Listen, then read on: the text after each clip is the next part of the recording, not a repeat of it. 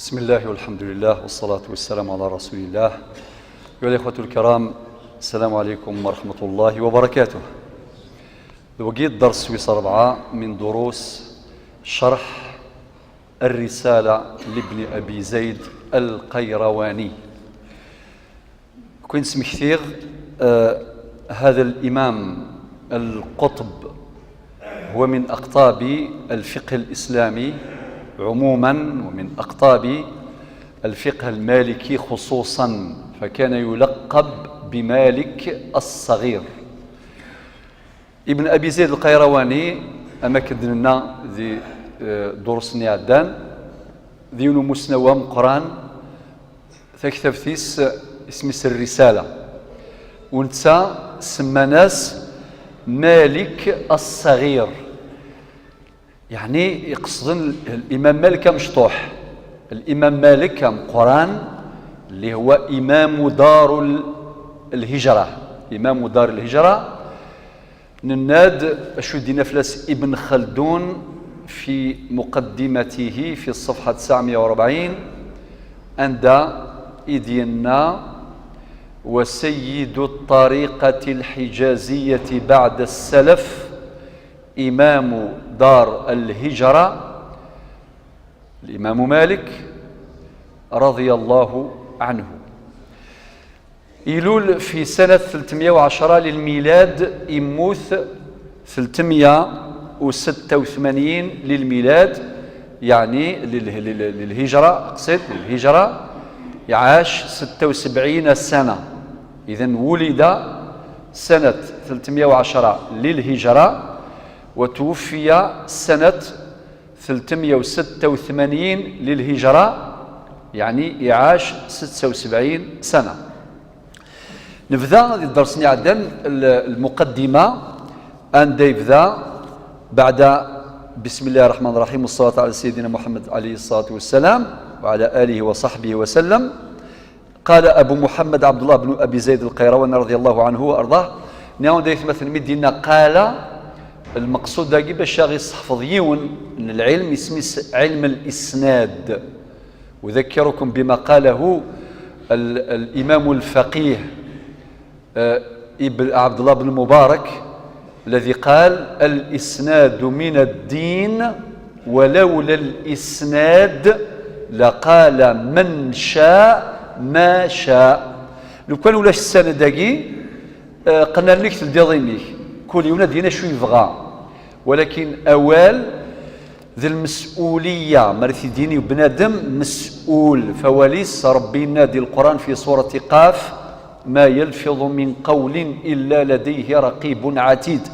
وفي أمور العلم تقول يعني أنت مسني هذه نضوال يا إما تسيدت يا إما ماشي تسيدت، صافي الإنسان يكون مسؤول. والإمام الشافعي رضي الله عنه يناد من أسند فقد حمل. بعد يبدأ الحمد لله الذي ابتدأ الإنسان بنعمته شرح يثيد وصوره في الأرحام بحكمته وأبرزه إلى رفقه وما يسره له من رزقه. هذا قد نبض ذي المقدمة تاقي غاس نطول الشويط الأمر مقصود باش ما نبذو المتن،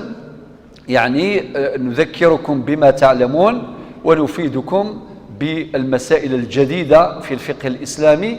بأصولها وبأدلتها التفصيلية في الكتاب والسنة.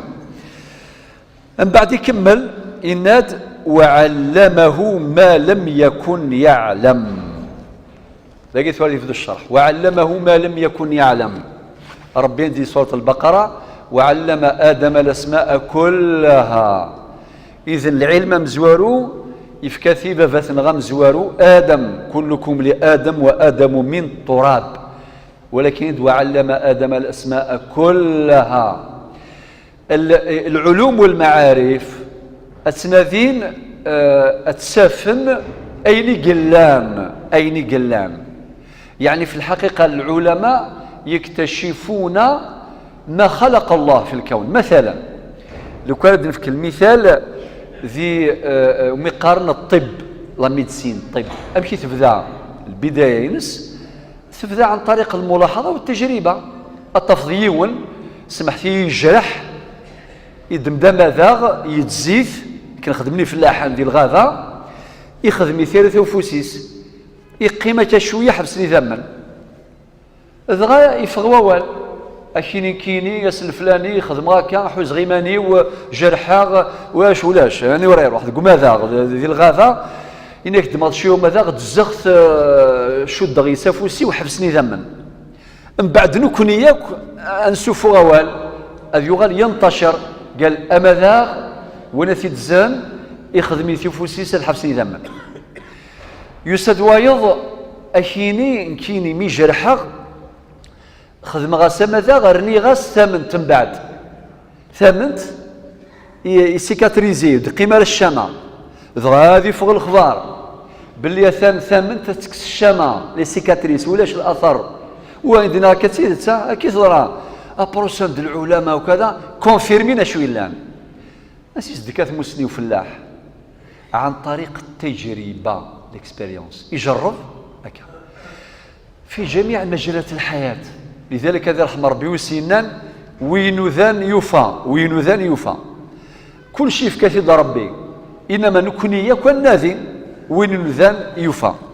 ولكن شو دينا وعلمه ما لم يكن يعلم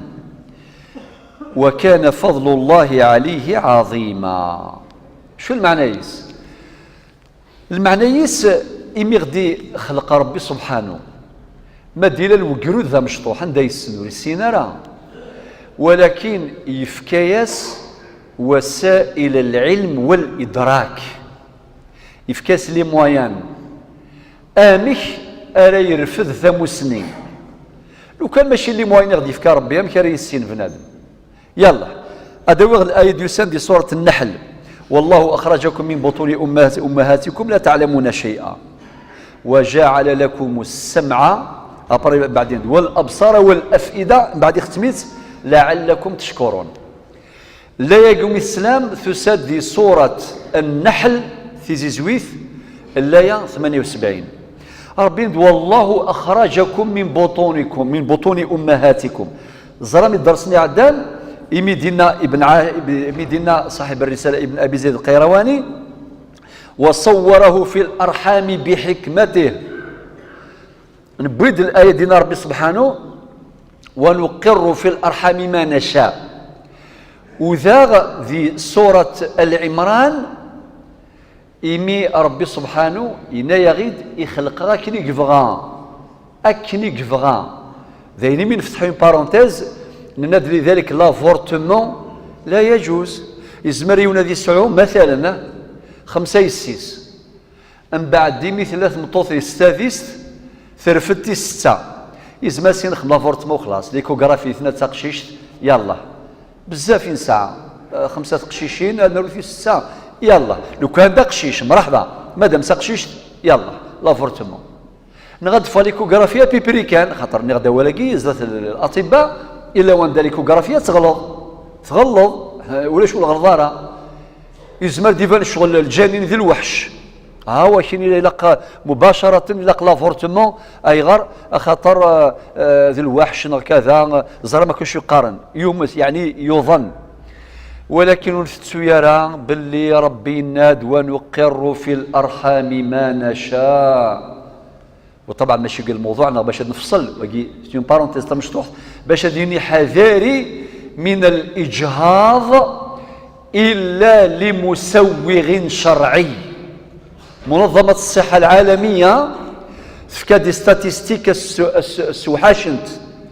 لافورتمون ذا العجب المون دونتي امشي السمان المجزره البشريه مجزره ملايين تمتثن السباب لافورتمون السغلين تاديس مقارن يعني الاجهاض لذلك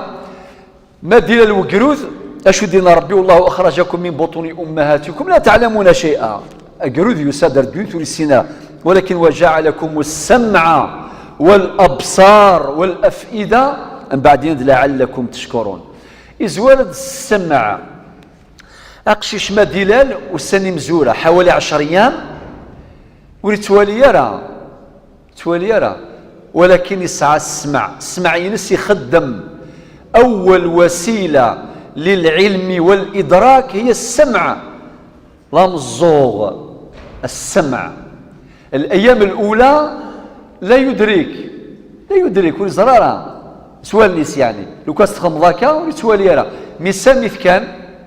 السوق فلاس السوق غادي يسري سوغان الى عياض غادي يدقس هكذا. لذلك زوال ديال السمع ابرند الابصار ثورا كون ياك تمسين غيا وكاين من لا اتيد نساوي الحواس يا اما السمع النظر. لذلك وين جلسا اذيوي ثمسني صوم الزوغ السمع اما الابصار عن طريق المشاهده اما اللمس الحاسه اللمس اقشيش ما الا ذور صفورنو سين فوفو ام كيزر فوفو هذا ما تيسوما اباردي تسقواتي مستوى هكذا فغادي نيغ بلي ربي سبحانه يفكي جميع وسائل العلم والادراك اباردي ثايره شو دين لعلكم تشكرون دي سوره النحل الايه 78 اشو يكمل صاحب المنظومه صاحب الرساله إناد وكان فضل الله عليه عظيما. المعنى الفضل ربي سبحانه وتعالى فضل عظيم باش الإنسان حينما ينظر إلى النعم يدرك قيمة المنعم. لعب ما يتوالي شو سديفك ربي النعم السماع بالميتفان القيمة النعمة ما تروح أذر غاليك زرنا شو يسوى يزري وينك نعوز هي المسكين نسيك زرنا شو يسوى السماع ولكن الحيرة لو أكن من لا نسد في دار النظر ياكو قد يسان الجامعة ثورة الله يبارك الجامعة عامر ياكو نسد في دار النظر معناتها السن القيمة وضار ولا في الشرير. لذلك ربي سبحانه يناد لعلكم تشكرون. وذي المتن صاحب المتن أشو دينا وكان فضل الله عليه عظيما. آخر حاجة ونبهه بآثار صنعته. أشو المعنى معنى ربي سبحانه يولها باش نوالي آثار الصنعة آثار الخلق ماشي كان دهنا على مستوى الإنسان على مستوى الحيوان على مستوى النبات على مستوى الكون الفسيح على مستوى البحار والأنهار والآبار والصخور والبحور والبحار والطيور إلى آخر. أين كنت خلق ربي سبحانه ينغد في آيات كثيرة منها في سورة فصلت في الآية 53 ربنا سنريهم آياتنا في الآفاق وفي أنفسهم حتى يتبين لهم أنه الحق. وفي سورة الذاريات في الآية 7 والسماء ذات الحبك في الآية رقم 20 وفي الأرض آيات للموقنين في الآية رقم 21 وفي أنفسكم أفلا تبصرون في الآية رقم 22 وفي السماء رزقكم وما توعدون في الآية 36 من سورة ياسين سبحان الذي خلق الأزواج كلها مما تنبت الأرض ومن أنفسهم ومما لا يعلمون. يتجدد اللقاء إن شاء الله تعالى الأسبوع القادم يوم الاثنين والسلام عليكم ورحمة الله.